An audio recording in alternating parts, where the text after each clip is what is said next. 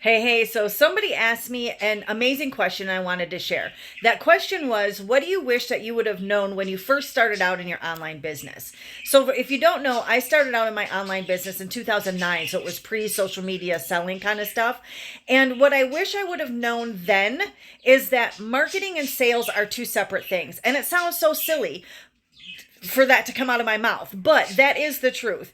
Now, I was able to leave my full-time job in 2017, so I did well in my online business, but it wasn't until 2022 when I stumbled across the training that I gush all over social media about, there's a reason that I do that, that I really began to understand marketing versus sales and how to marry the two together. And when you do, and you do the implementation and you have the support that allows you to understand what the heck you're actually doing step by step, which is all in that same space, right?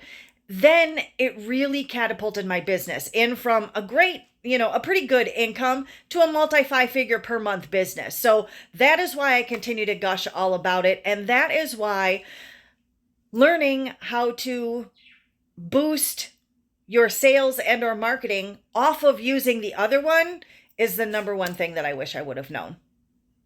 Click the link somewhere around here if you want to discover that information as well. Have a wonderful day.